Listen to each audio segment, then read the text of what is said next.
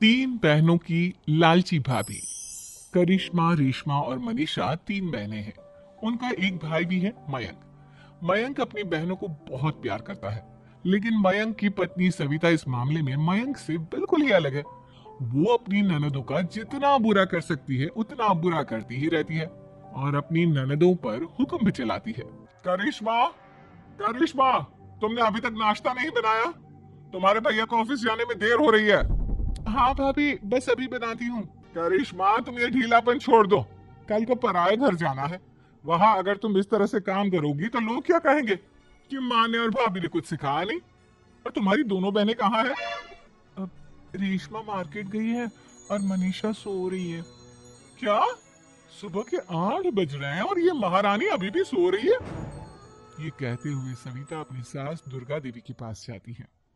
माँ जी, देख रही हो अपनी बेटियों के तौर तरीके? क्या हुआ बहू, सुबह सुबह क्या कर दिया मेरी बेटियों ने? अरे एक तो अभी अभी उठकर किचन में गई है, दूसरी सुबह सुबह बाहर चली गई और तीसरी अभी तक सो रही है। क्या करूं मैं इन तीनों का? मैं तो परेशान हो गई हूँ।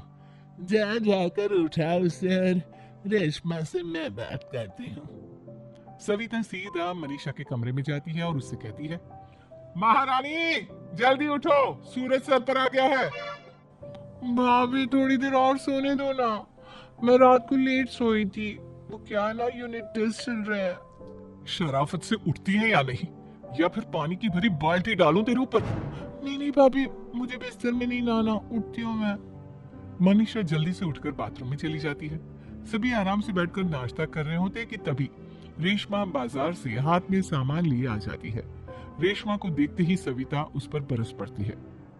लो, आ गई महारानी। ऐसा भी क्या सामान लाना था जो सुबह आंख मलते ही बाजार की तरफ रवाना हो गई? भाभी, कल आप ही तो चीख रही थी कि घर का सारा सामान मुझे ही लाना पड़ता है, घर में किसी को भी किसी काम से कोई लेना देना नहीं है। अब मैं बाजार जाकर सामान ले आई तो आपको इस बात से भी तकलीफ हो रही है? देख रही हो माँ जी, अपनी बेटी की जुबान कैंची से भी तेज चलती है। और मयंक, आप तो कुछ कहेंगे नहीं अपनी लाडली बहन को। रेशमा, अपनी भाभी से ऐसे बात नहीं करते। चलो माफी मांगो। भैया, मैं क्यों माफी मांगू?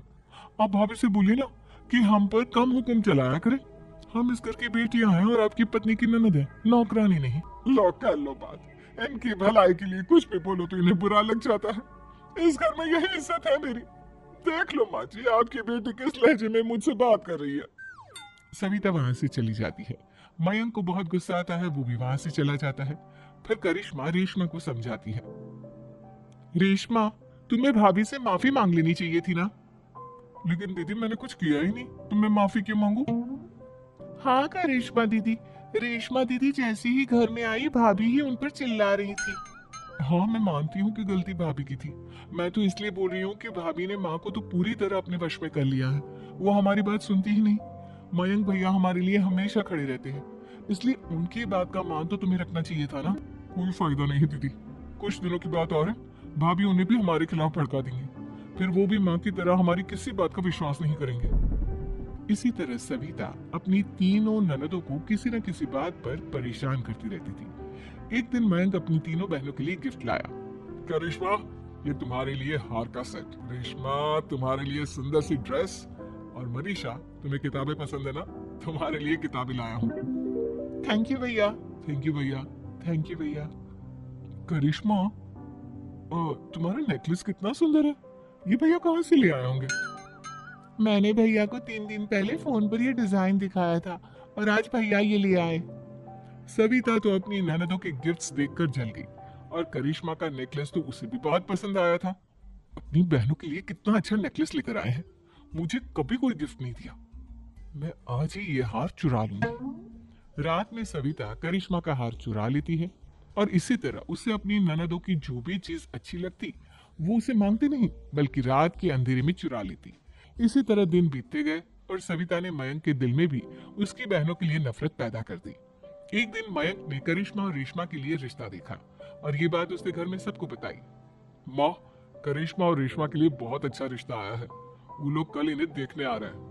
आप और सविता मिलकर सारी तैयारी कर लेना। ये सुनकर करिश्मा और रेशमा खुश हो जाती हैं, लेकिन सविता सोचती है, अगर इन दोनों बहनों की शादी हो गई तो घर और बाहर का काम कौन करेगा? मनीषा तो एक नंबर की कामचोर है, उससे तो किसी बात की उम्मीद लगाना ही बेकार है। मुझे इस शादी को रोकना होगा। अगले दिन सभी लड़के वालों के स्वागत की तैयारी करने में लगे होते हैं। तभी मयंक अपनी बहनों से आकर कहता है, तैयार हो गई तुम दोनों? देखो दोनों लड़के बहुत अच्छे हैं, मैं कोई कसर नहीं छोड़ना चाहता, इसलिए तुम उनके सामने अच्छे से बिहेव करना और अपनी भाभी से लड़ने मत लग जाना। करिश्मा, तुम वो नेकलेस पहन लो ना जो मैं तुम्हारे लिए लाया था। भैया मैं बहुत देर से वो नेकलेस ढूंढ रही हूँ लेकिन मुझे मिल ही नहीं रहा। क्या तुमने नेकलेस खो दिया? तुम्हें पता भी है वो कितना महंगा था? तुम कोई काम ढंग से नहीं कर सकती। मयंक गुस्से में वहां से चला जाता है। थोड़ी देर बाद लड़के वाले भी आ जाते हैं। वो दोनों बहनों को पसंद कर लेते हैं और रिश्ता पक्का हो जाता है। लेकिन सविता के दिमाग में तो कुछ और ही खिचड़ी पक रही थी।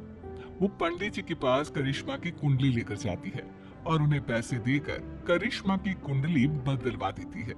जब लड़के वालों के पास करिश्मा की कुंडली जाती है तो वो दुर्गा को फोन करते हैं। बहन जी, हमने करिश्मा की कुंडली अपने पंडित जी को दिखाई थी। आपकी बेटी की कुंडली नहीं बल्कि दोषों का पिटारा है। देखिए, मैं और मेरे पति इन सब बातों में बहुत विश्वास करते हैं, इसलिए हम आपकी बेटी से अपने बेटे की शादी नहीं करा सकते। इस तरह करिश्मा का रिश्ता टूट जाता है और सभी घर वालों को बहुत दुख होता है। अब कविता सोचती है, चलो करिश्मा का तो रिश्ता टूट गया, अब रेशमा का भी रिश्ता तोड़ना है। क्या करूं क्या करूं? अब सविता आवाज बदलकर किसी अननोन नंबर से रेशमा के होने वाले ससुराल में फोन करती है। हेलो, मैं कौन हूँ कौन नहीं ये आपके लिए जानना जरूरी नहीं। बस इतना सुन लो कि रेशमा का 2 साल से किसी के साथ अफेयर चल रहा है। बस रेशमा का रिश्ता तोड़वाने के लिए सविता का इतना कहना काफी था। अब रेशमा का भी रिश्ता टूट गया। मयंक और दुर्गा देवी ने रेशमा को खूब खरी खोटी सुनाई और उससे बार बार उस लड़के के बारे में पूछने लगी। आप दोनों मुझे क्यों परेशान कर रहे हो? अरे कोई लड़का होगा मेरी लाइफ में तो मैं बताऊंगी ना, जब कोई है ही नहीं तो कहाँ से लाऊं मैं कोई लड़का? तेरे होने वाले ससुराल वालों को फोन किसने किया था? माँ मैं नहीं जानती किसने फोन किया था, मैं सच कह रही हूँ। मैं तो पहले ही कह रही थी इसकी लगाम खींच कर रखो, लेकिन मेरी सुनता ही कौन है। आप चुप रहिए भाभी, ये सब आपका ही किया धरा है। अब तीनों बहनों को विश्वास हो जाता है कि ये सब उनकी भाभी ही कर रही है। तीनों बहनें अपनी भाभी को सबक सिखाने के लिए एक वकील कर लेती है और घर में हिस्सा मांगा। देखो भैया, माँ बाप की जायदाद में जितना बेटों का हक होता है उतना ही बेटियों का, इसलिए इस घर के 4 हिस्से होंगे और हमें अपना हिस्सा चाहिए। मैंने तुम्हारे लिए क्या क्या नहीं किया और तुम इस घर में हिस्सा मांग रही हो? भैया, आप और माँ हम बहनों की कोई बात नहीं सुनते हो और भाभी हमारी शादी नहीं होने देगी क्योंकि उन्हें लगता है कि आप हमारी शादी में ज्यादा पैसा लगाओगे और उन्हें हम जैसी फ्री की नौकरानी कहाँ मिलेगी। तो हम भाभी के साथ तो रह नहीं सकते, हम बहनों को अपना हिस्सा चाहिए। अरे तुम्हें शर्म आनी चाहिए अपने भाभी पर ऐसा इल्जाम लगाते हुए।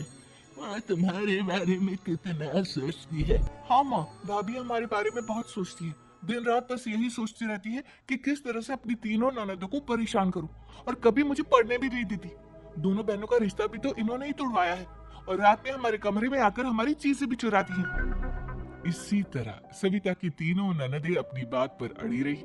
अब कोर्ट में तारीख भी शुरू हो गई। जब सविता को लगा कि उसकी तीनों ननद इतनी आसानी से नहीं मानने वाली, तो उसने अपने पति और सास को सारी सच्चाई बता दी और अपनी तीनों ननद से माफी मांगी।